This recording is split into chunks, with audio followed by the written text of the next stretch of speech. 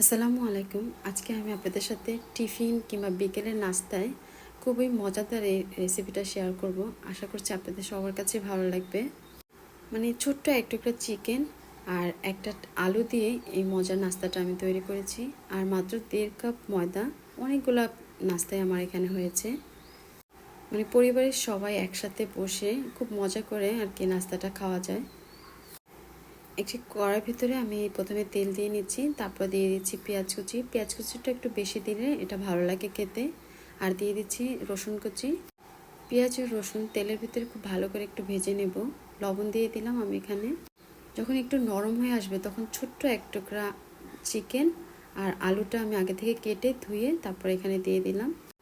একটু নেড়ে চেড়ে তারপর এর ভিতরে মশলা অ্যাড করব। দিয়ে দিচ্ছি লাল মরিচের গুঁড়া, দিয়ে দিচ্ছি আদা বাটা হাফ চামচ, কাঁচামরিচ দিয়েছি 2-3টে, আর গরম মশলা পাউডার দিয়েছি 1 চামচ, ধনে গুঁড়া দিয়েছি হাফ চামচ।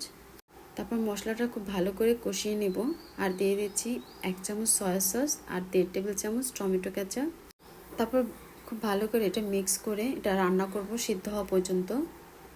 এক্ষেত্রে পানি কিন্তু লাগে না। তারপর যদি আপনাদের পানি দিতে ইচ্ছা করে দিলে তবে পানিটা একদম শুকিয়ে ফেলতে হবে।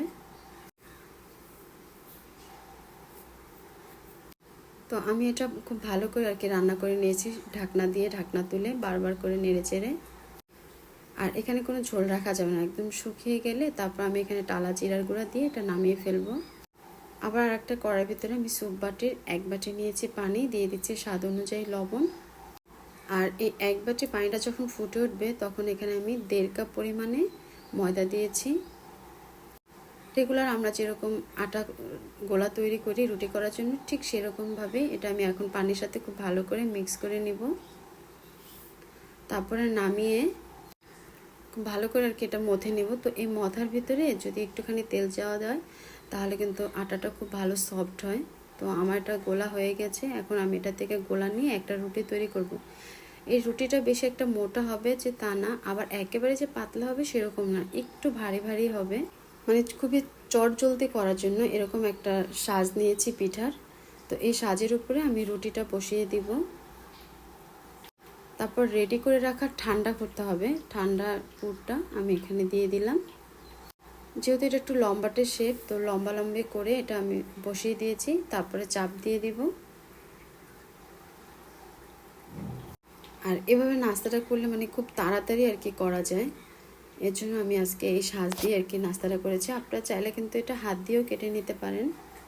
তো ভিডিওটি ভালো লাগলে রিকোয়েস্ট থাকলো আমার চ্যানেলটি সাবস্ক্রাইব করার। চারপাশ থেকে আমি রুটিটা আর কি ছুটিয়ে নিয়েছি। আর এই যে আমার নাস্তাটা রেডি হয়ে গেছে। আর এভাবে কিন্তু আমি সবগুলো রুটি করে তারপরে এভাবে নাস্তাগুলো রেডি করে নিব। তো আমি যেটা বলেছি মানে 1.5 কাপ ময়দায় অনেকগুলো নাস্তা আমার এখানে হয়েছে। তো একটা কড়াইয়ের ভিতরে তেল দিয়েছি, তেলটা যখন হালকা একটু গরম হয়ে আসবে তখনই আমি আমার নাস্তাগুলো এখানে ঢেলে দিব। আর একটু সাবধানে দেওয়ার চেষ্টা করবেন যাতে করে তেলটা ছিটে হাতে না আসে।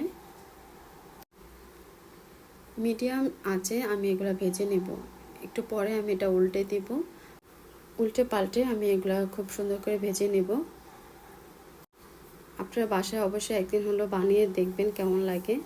তো আমার এগুলো কিন্তু ভাজা হয়ে গিয়েছে। এখন আমি এটা তুলে নিচ্ছি, তেলটা ঝারিয়ে খুব ভালো করে তুলে নিব। তো আজ এ পর্যন্তই। আল্লাহ হাফেজ।